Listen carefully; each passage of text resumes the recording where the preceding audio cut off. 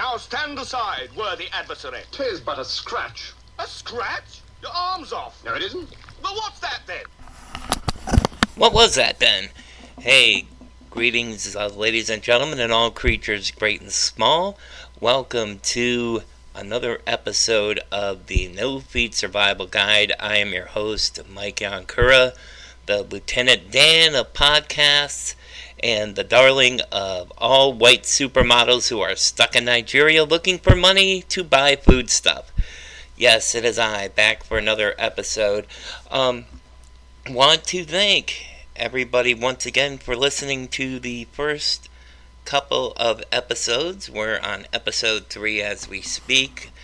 I want to thank those who have listened in thus far, getting to be around 150 or so, and ended up getting a nice text message from Monica in Cincinnati who said, "Just listen to podcast number 2. You inspire me. I like to listen when I walk. Your story wants me to keep going because I was given the chance to when others don't get that opportunity. I enjoy learning about you and your life." Thank you so much, Monica. Appreciate the sentiment there. And hopefully you get to tell, pardon me, all your family, friends, co-workers, total strangers on the street about the podcast. Let's keep things going here.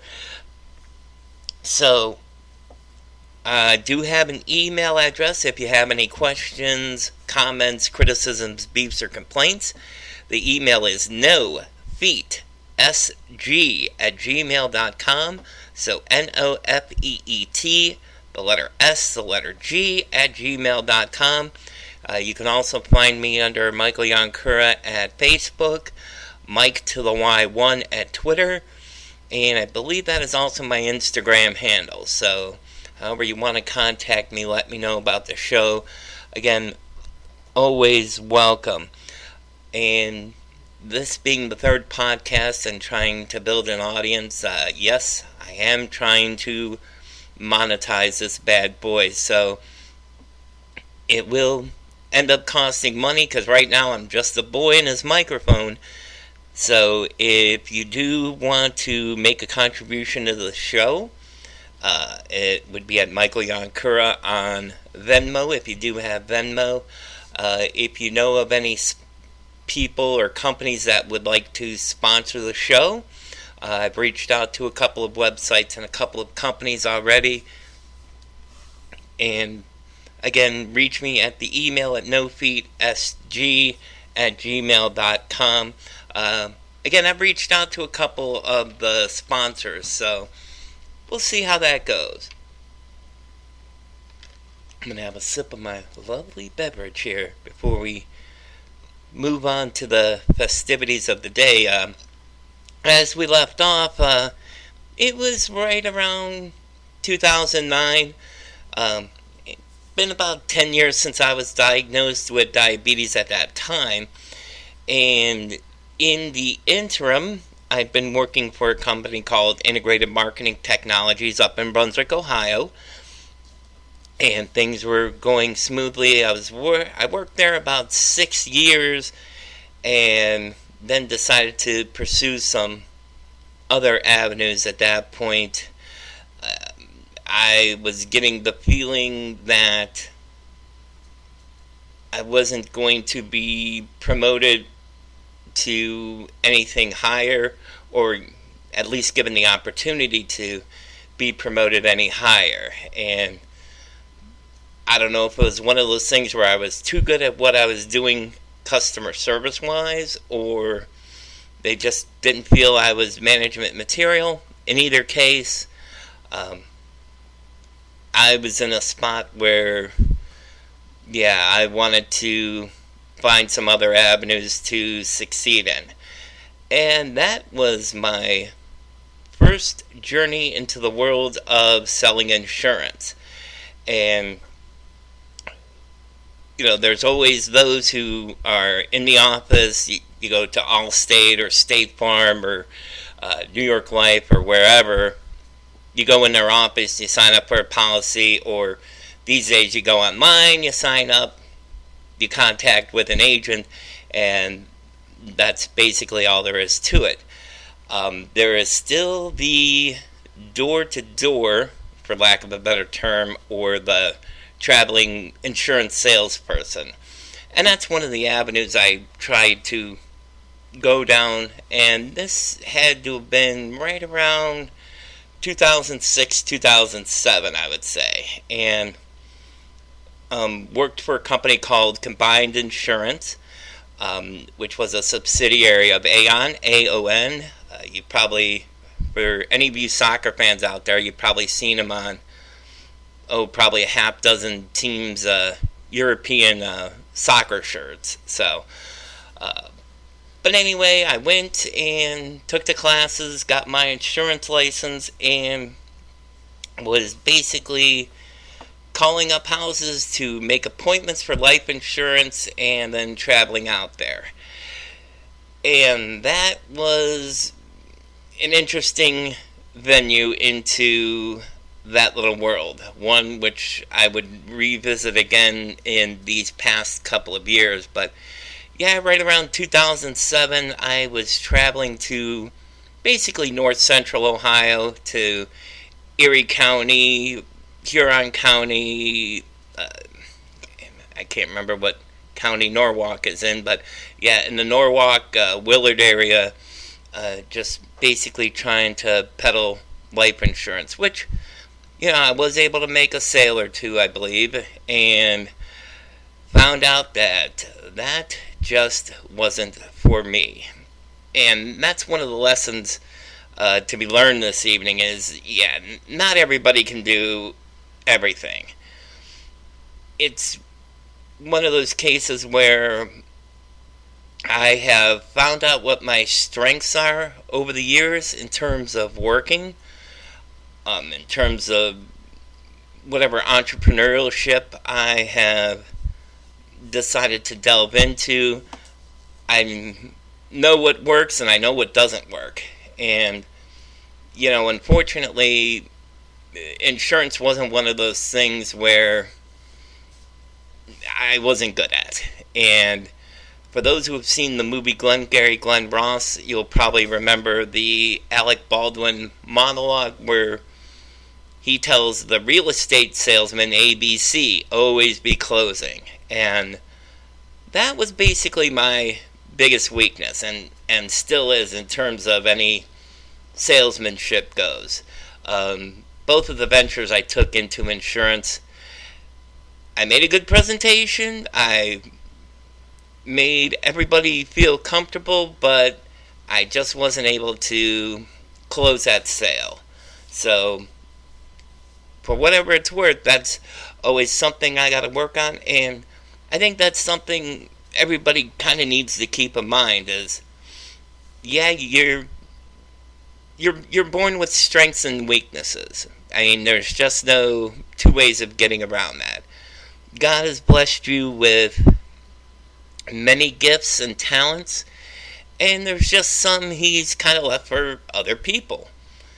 And one of the things I've learned throughout my life is just to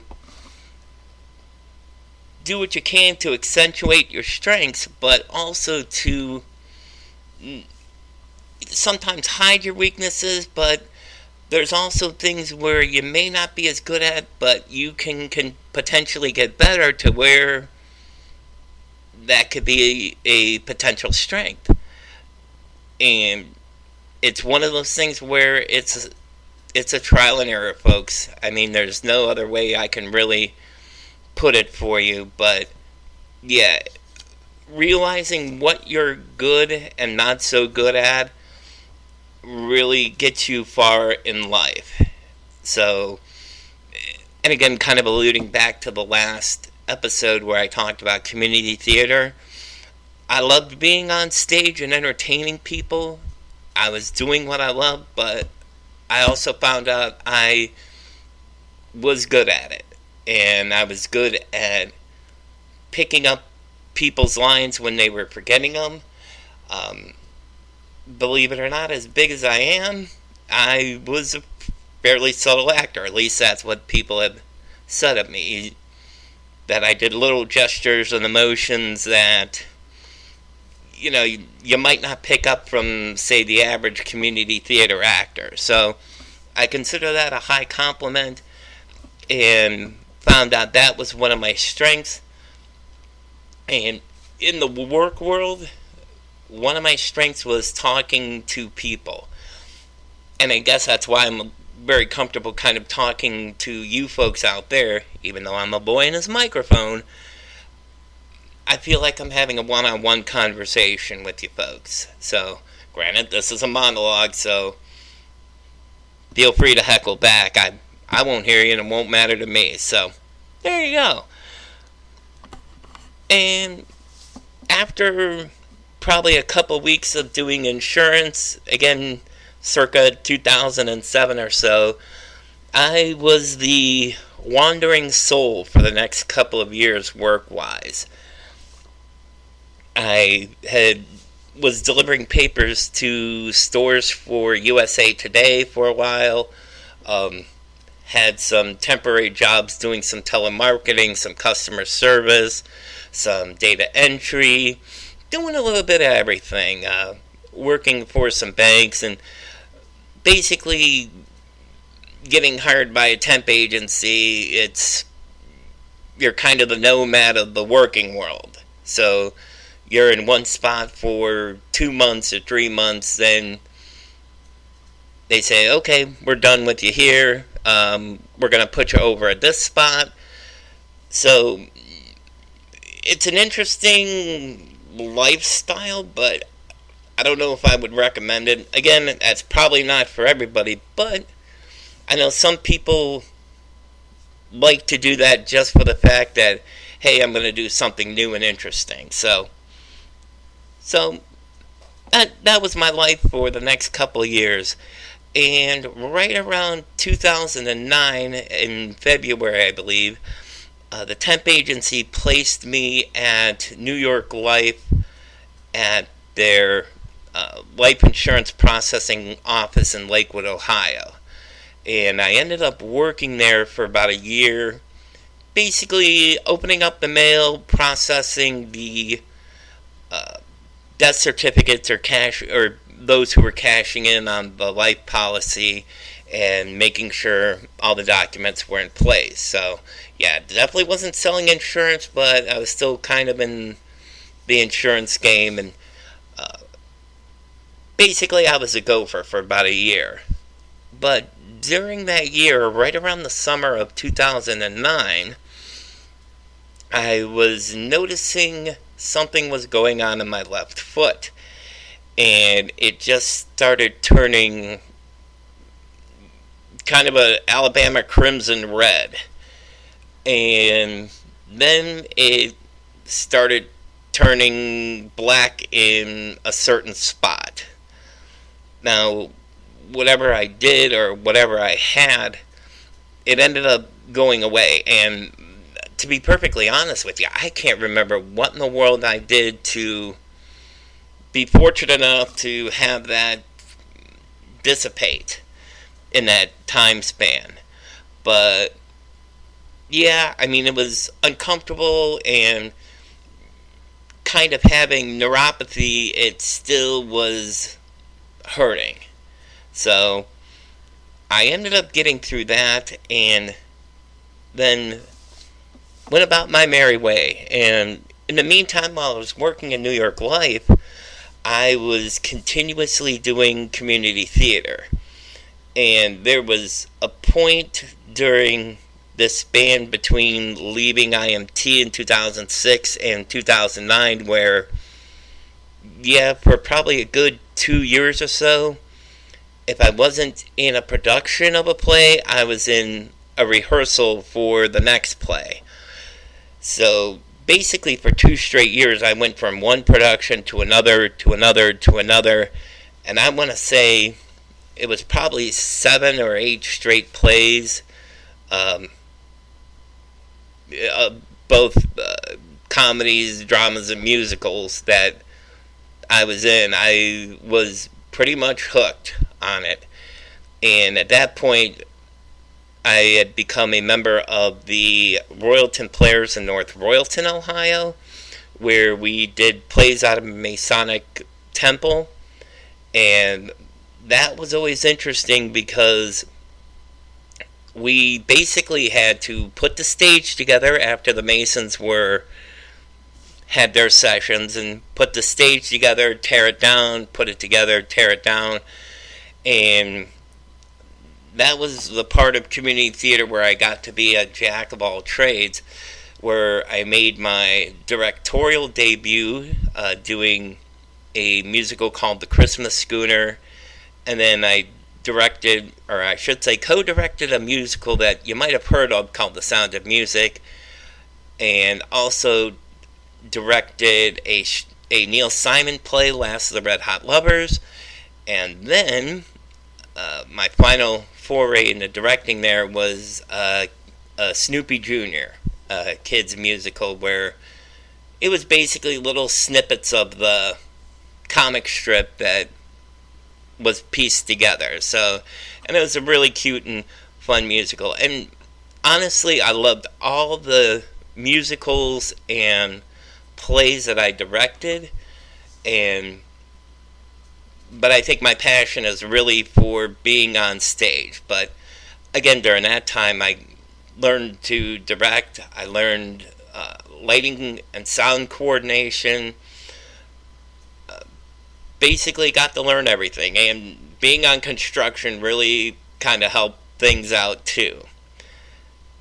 So there was a lot of activity going on in my life right around that 2009-2010 era.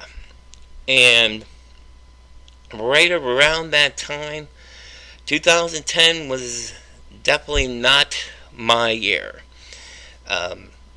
Having the end of the temporary assignment with New York Life in February, and then having a falling out with the Royalton Players, kind of put me in a sort of limbo. But one thing I did find out is, when a bad thing happens to you, you get an opportunity to try something else. And I ended up going to a couple of their different theaters to keep my streak of productions going. So I ended up doing on Golden Pond at Broadview Heights Spotlight in Broadview Heights, Ohio. Then I did, it was an Agatha Christie one, and you know what, the name totally escapes me, but I did that at Brunswick, Ohio's Community Theater, and that was when I ended up getting cast in a relatively unheard musical called Suburb, and that was at the Western Reserve Playhouse in Bath, Ohio. For anybody who's familiar with Bath, Ohio, which is near Akron, that is known mostly for Hale Farm and Village. So there's a lot of old historic buildings in that town, and the theater happened to be in one of those historic buildings. So it was really neat making my debut up there in the summer of 2010. While that was happening, while we were in rehearsals, the infection I had on my left foot from the year before began coming back, and it was getting progressively worse. Whatever I had tried the year before to get it to heal wasn't healing. And naturally, as I mentioned before, before I found out I had diabetes, I was trying to do the physician heal thyself, and it definitely wasn't working then, and it wasn't working in this particular case about 11 or 12 years later. So needless to say, the foot went from red to started turning black, and it was getting closer and closer to opening night of Suburb the Musical, and I was just in pretty bad shape. my acting didn't really suffer from it per se, but yeah, the pain was getting pretty bad, and it was affecting more of my psyche when I was off stage. And when I went on stage, it just kind of turned on the light bulb and, forgot about things for a little while at least. And that goes for even during rehearsal. You don't even think about it. But it was at that point I was just feeling absolutely lethargic. Again, once I went on stage, I became the bundle of energy and everything, but yeah, once you yell cut or let's go to the next scene or what have you, I just felt like I could have slept for a week. And probably the worst thing I did to try and cure that portion of what I had was drinking Powerade in gallons, basically. And that just wasn't helping my glucose level at all, one. And two, it might have exaggerated what I had in my foot. So opening night came, and by this time, there was pretty much a hole in the top of my left foot. And if it wasn't bleeding, it was getting pussy, I guess, for lack of a better term. So, yeah, it definitely wasn't the prettiest thing. It definitely didn't smell like the prettiest thing. And it ended up being a real struggle getting through the first of 4 weekends of doing that musical. So, right around the second weekend, or before the second weekend start is what I should say, I was taking a shower, and basically what I had at the top of my foot had gotten to 2 of my toes, and I ended up losing a toenail in the shower. And that was when I was like, okay, this is not getting to be a good spot for me. So the first night of the second weekend, the shows would run Friday, Saturday, Sunday. First weekend I somehow managed to get through it. And Friday night of the second weekend, I had a scene in Suburb where I was playing the husband of a young couple, and let me turn that off. Got all sorts of weird sounds coming from here. But in any event, there was a scene where I was the husband of a young couple who was looking to buy a house out in the suburbs, and there's a scene where we're pacing about in the bedroom, and I have no shoes on. I just have my socks. Now, considering the condition I had going on for the last probably month or so, and had become more exaggerated as it went on, I ended up leaving a whole bunch of bloody footprints on the ground. And luckily, it was a black stage where, yeah, the audience may not have seen it per se, or at least people in the back may not have seen it, but it was definitely noticeable to the cast and crew. So once that got mopped up, it became intermission, and one of the producers, and God bless her, her name's Donna Cornick, she looked at me and just, without actually saying it, basically said I looked like death. And at that point I felt like death, and I was like, I've got to get through the second act of this play. I somehow managed to get through the second act, and it was at that point that I decided to drive home from Bath to Brunswick, of course both in Ohio. And the next morning I decided to go to the same urgent care place where they basically told me to go to the hospital right away because you are diabetic. So once again, I go to this urgent care. They take one look at that foot and go, "Can you get yourself to the hospital?" And I go, "Well, it's my left foot, not my right foot, so I can drive just fine." Go to the hospital now. And basically went to the emergency room and they checked me in. And that was on Saturday, late Saturday morning, early afternoon. That was right around the end of July, I want to say. So August 1st and 2nd, well, actually, let me back up. That was probably right around July 30th. And I think that Monday, and again, I might be getting my dates mixed up, but needless to say, it was the last couple of days of July.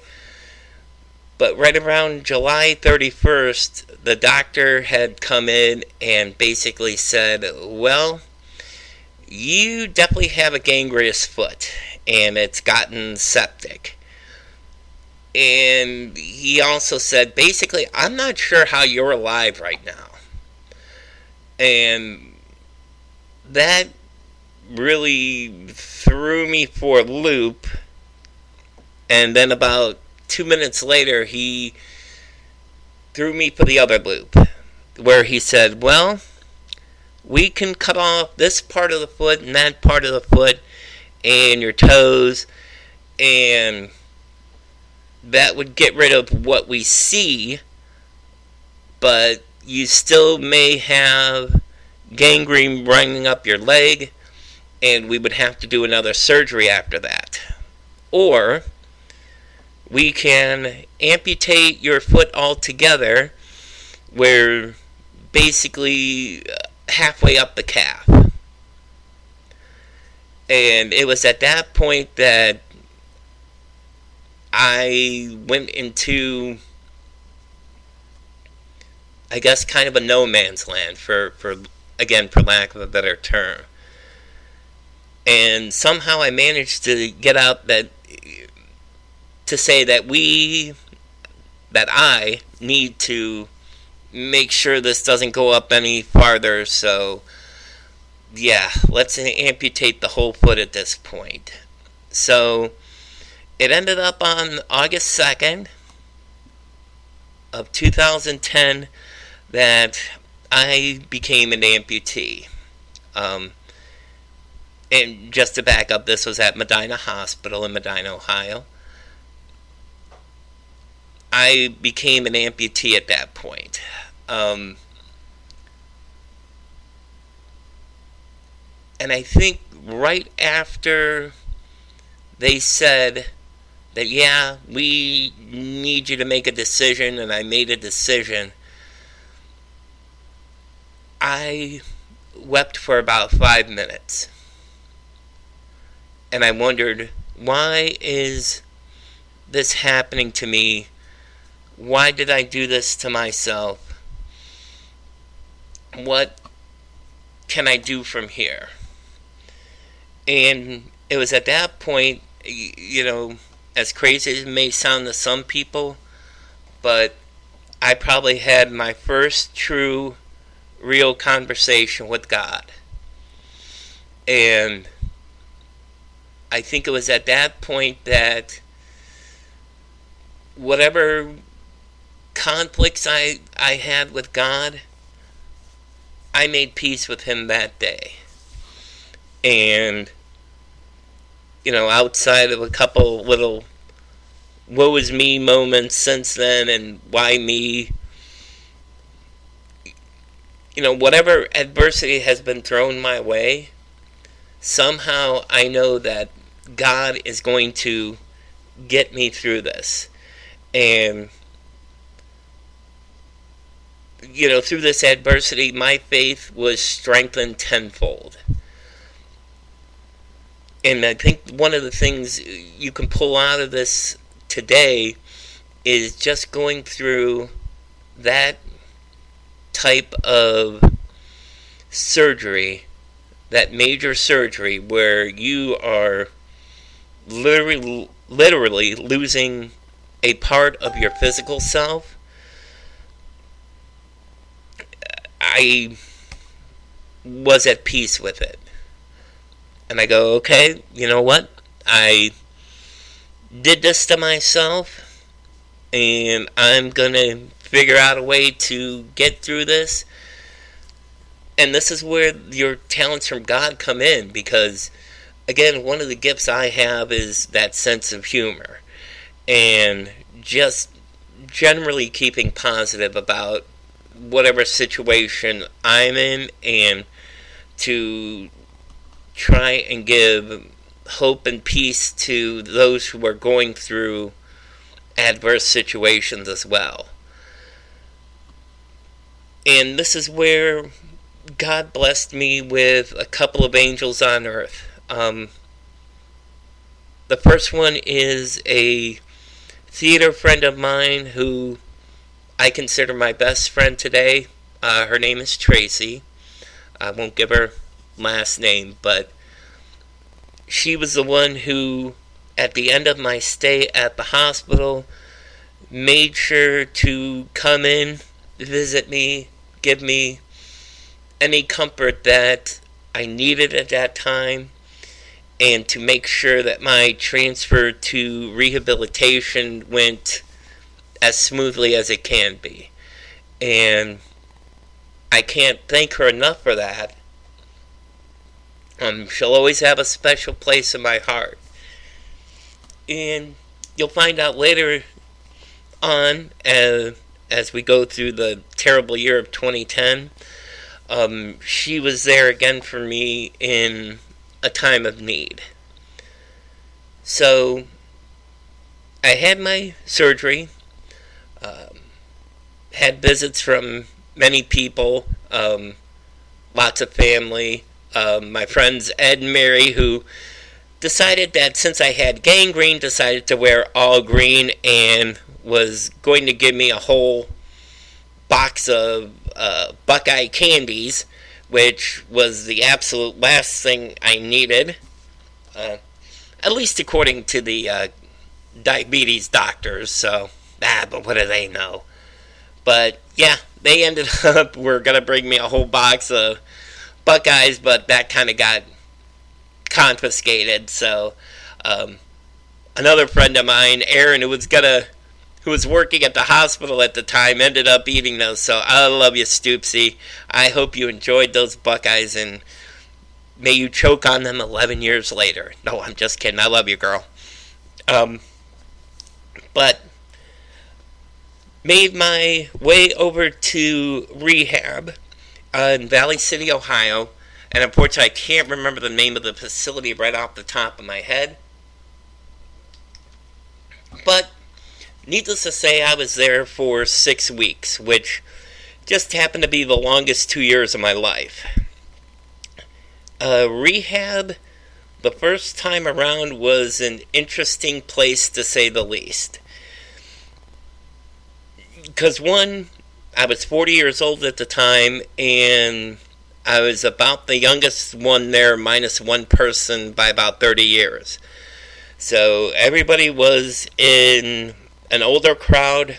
Again, there was one person who was about 44 that was in rehab, and I think a lot of that was for weight loss, but I think he also had similar issues with diabetes where he was trying to get that under control.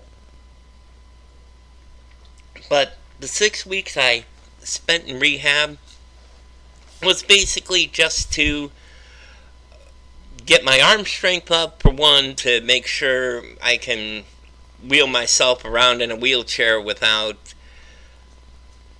having to struggle and move like about 3 inches at a time, but also to strengthen what was left of my left leg and then also my right leg. And thank God for music in this particular instance, because music is what kept me sane there, and I had just happened to get an MP3 player at that time, so carried about 2,000 of my favorite tunes on there. And one thing you'll find about me, I'm a huge fan of the Rat Pack and the Great American Songbook. I couldn't tell you every song from it or, give you the inside outs of it, but I just enjoy listening to that kind of music. It's so relaxing to me, and going through something like rehab where you're trying to exercise and get new muscle memory so you can get around properly, that music helped me out a lot, and it got me through my 6 weeks there.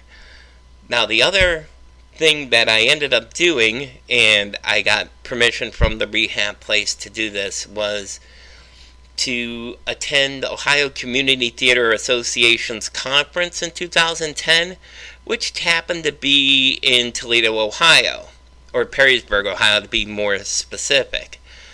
So, got to rent a Jeep Cherokee.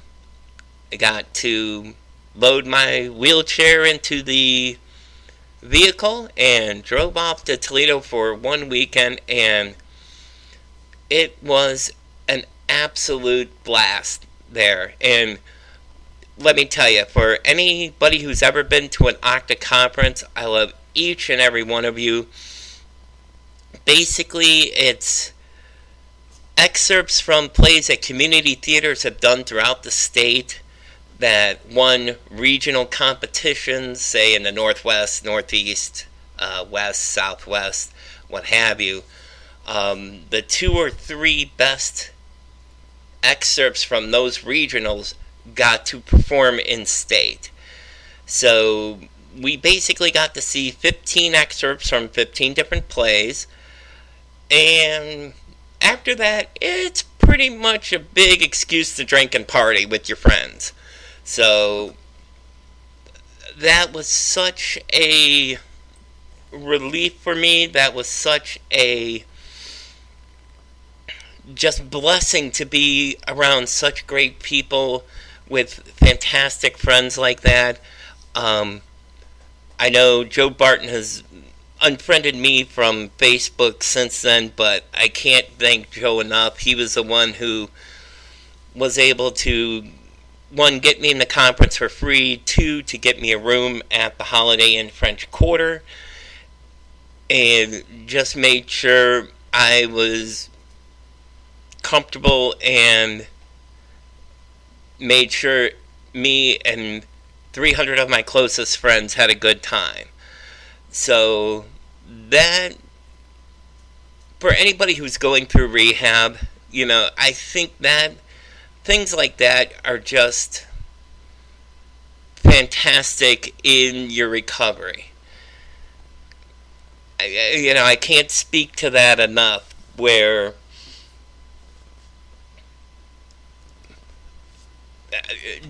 just getting away from the work that you have to do in rehab and doing, again, something that I loved, and I loved watching the excerpts, and I loved hanging out with my friends and talking theater and just having a good time, was more than I could ever ask for. So I ended up getting out of rehab right around the middle of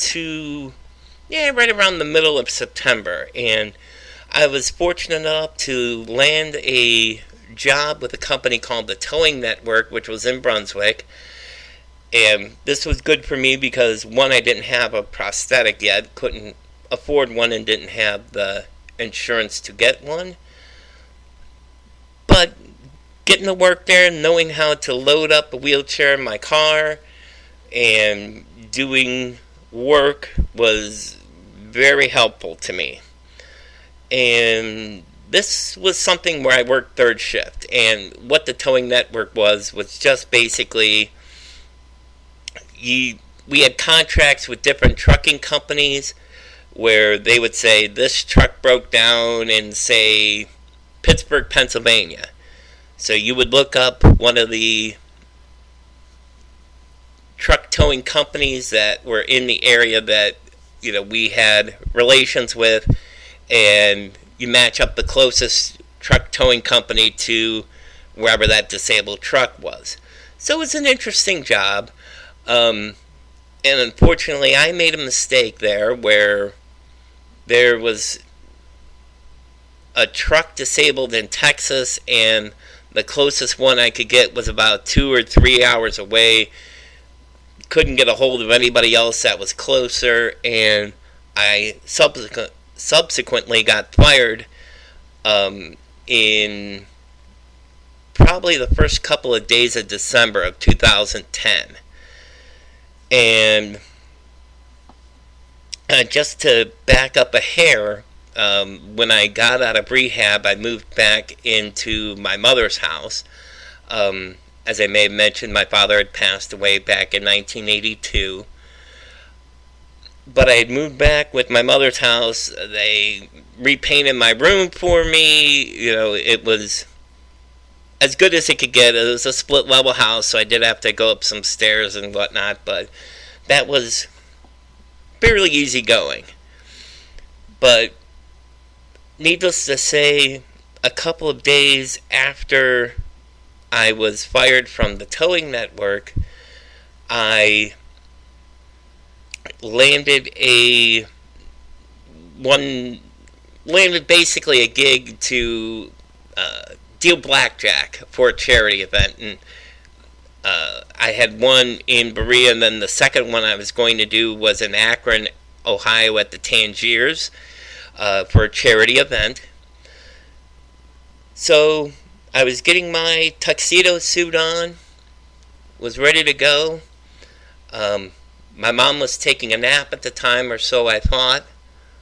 I go upstairs to check in on her, and the bed was empty. And she wasn't anywhere in the house.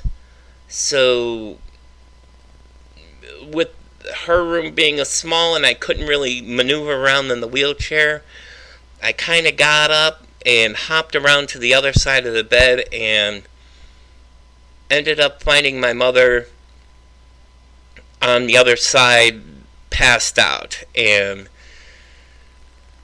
ended up calling 911 right away. They took her to a medical facility there in Brunswick and had found out that she had passed away.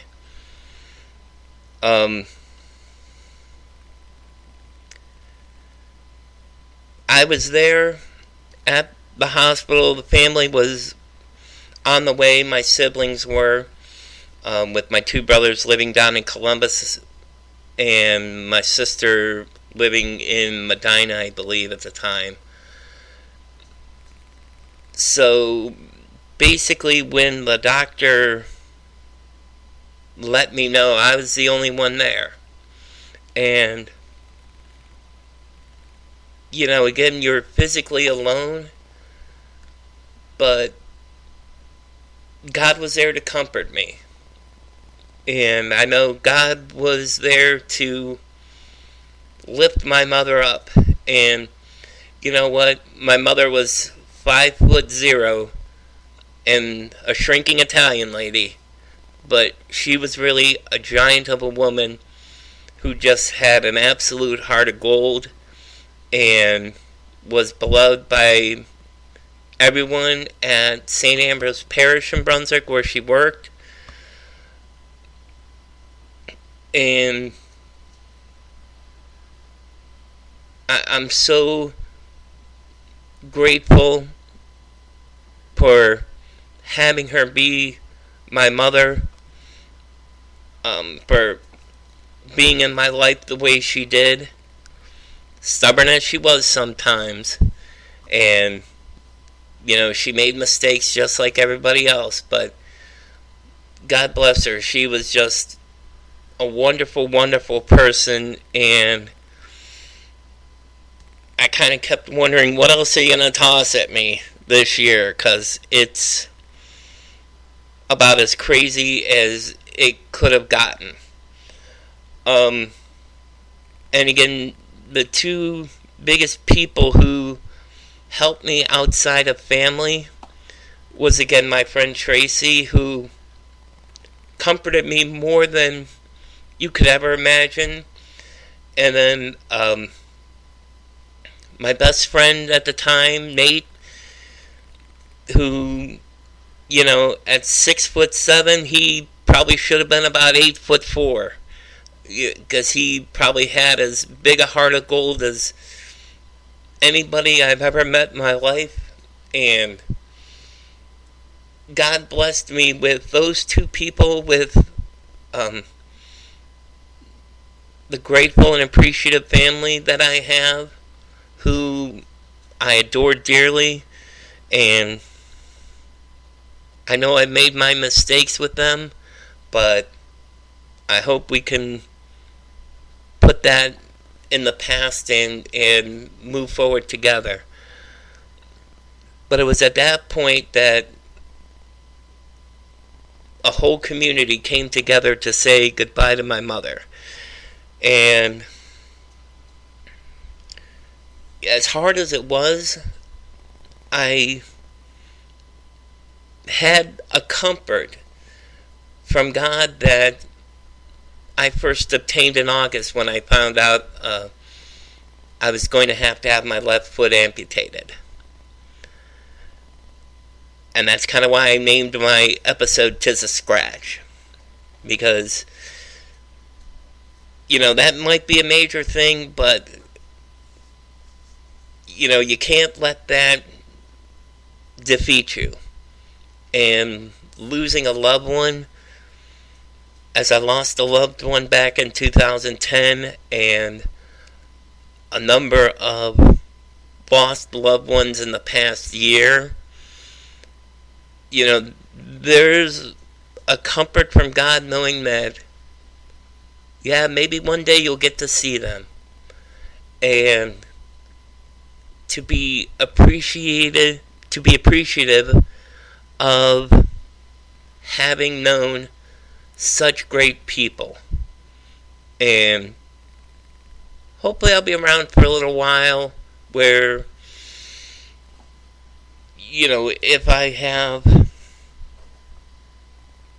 if I lose more loved ones, yes, it'll be sad to lose them here on earth, but taking comfort knowing that they have gone on to a better place than this, and that hopefully, if I'm good enough, that I can meet them someday.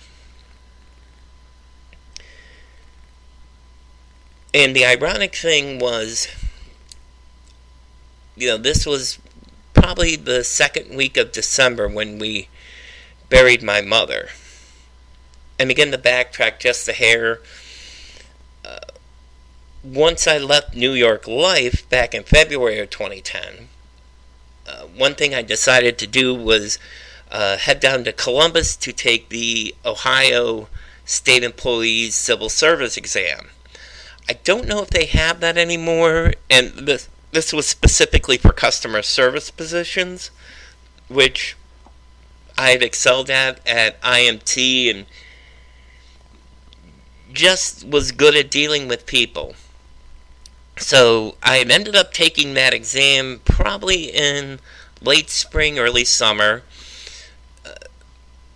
Put down certain counties that I wanted to work in Ohio. A couple by Youngstown, where I went to college. A couple in the Cleveland area, obviously. And then a couple in the Columbus area because both of my brothers had moved down there.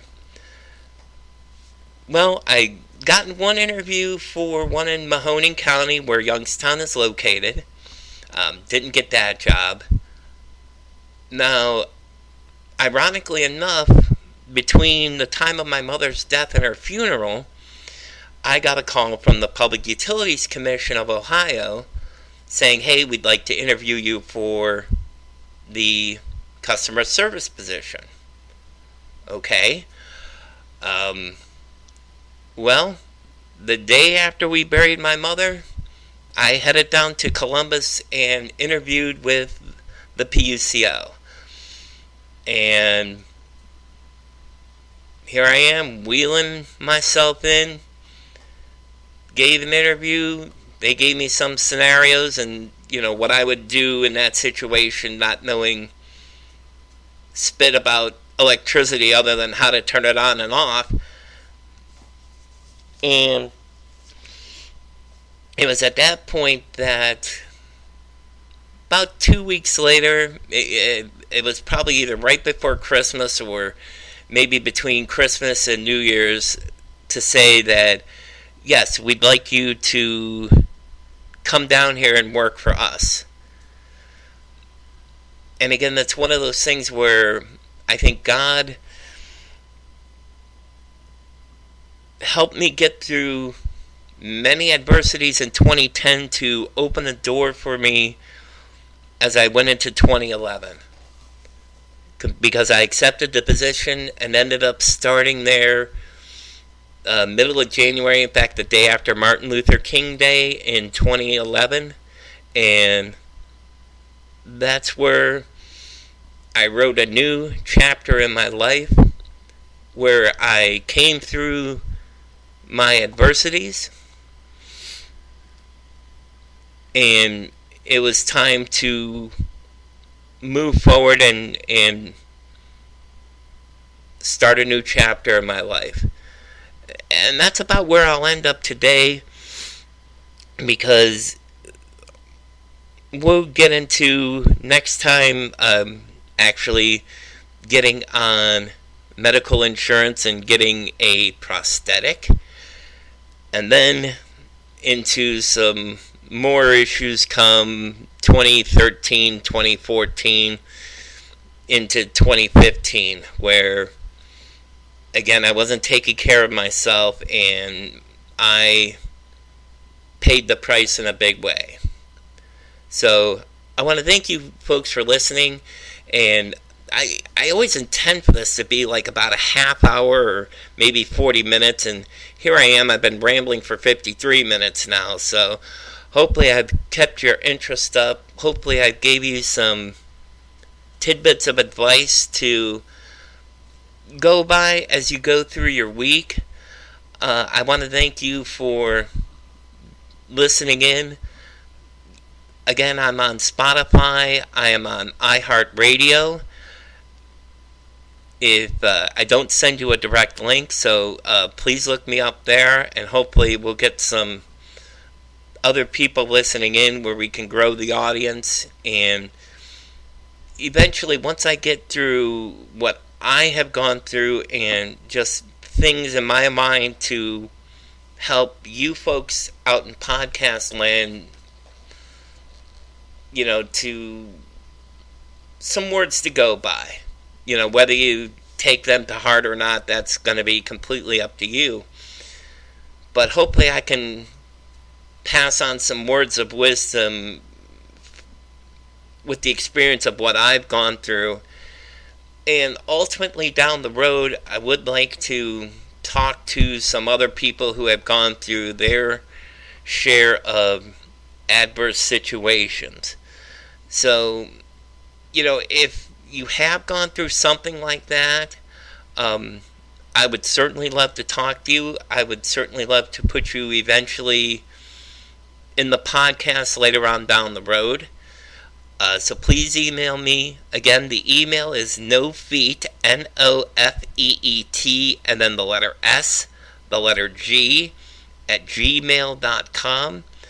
You can find me on Facebook under Michael Yankura, on Twitter at Mike to the Y1, and then again, if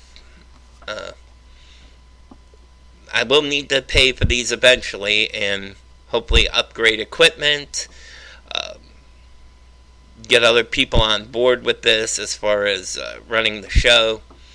Right now it's just a boy and his microphone, so but yes, if you do want to contribute, I'm at Michael Yankura under Venmo, VENMO, if you have that app, or if you know of a company that may want to sponsor this show, please let me know through the email.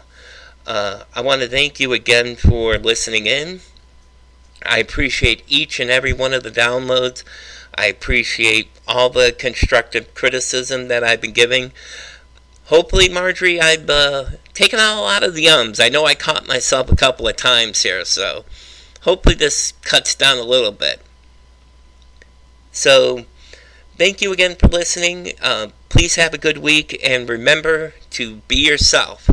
Everyone else is taken. Have a good night.